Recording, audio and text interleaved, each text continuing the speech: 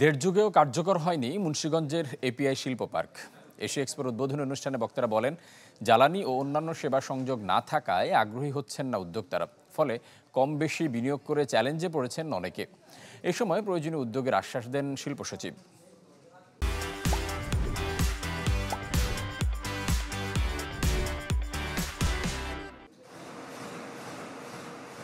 মোটা বিনিয়োগ ও দীর্ঘ প্রচেষ্টায় ওষুধের চাহিদার ৯৮% দেশীয় উৎস থেকে পূরণ হলেও এখনও আমদানি করতে হয় প্রায় শতভাগ কাঁচামাল ও যন্ত্রপাতি, যা এলডিসি গ্র্যাজুয়েশনকে ঘিরে হয়ে উঠছে মাথা ব্যথার বড় কারণ। ওষুধ শিল্প সমিতি আয়োজিত এক্সপোর আলোচনায় জোরালোভাবে সামনে আসে মুন্সিগঞ্জের এপিআই শিল্প পার্ক।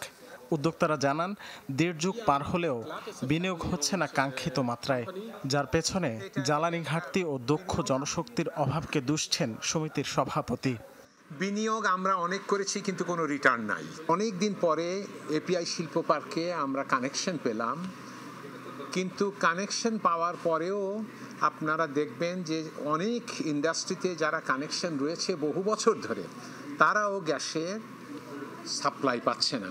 আমাদেরকে এমন প্রসেস এর উদ্ভাবন করতে হবে যাতে ওরা যে দামে বিক্রি করে তার চাইতে আমরা কম দামে বানাতে পারি।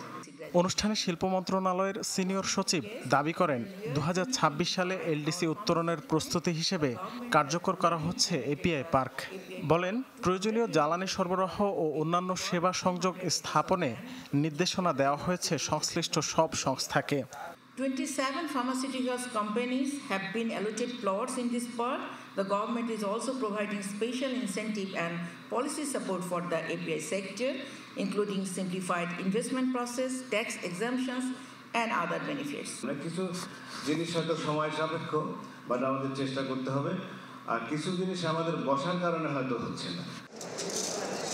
বর্তমানে বিশ্বের ১৫৭টি দেশে রপ্তানি হচ্ছে বাংলাদেশি ওষুধ, আর এশিয়া ফার্মা এক্সপোতে অংশ নিয়েছে ৩২টি দেশের ৮০০ প্রতিষ্ঠান। রাকিব হোসেন, চ্যানেল 24, ঢাকা।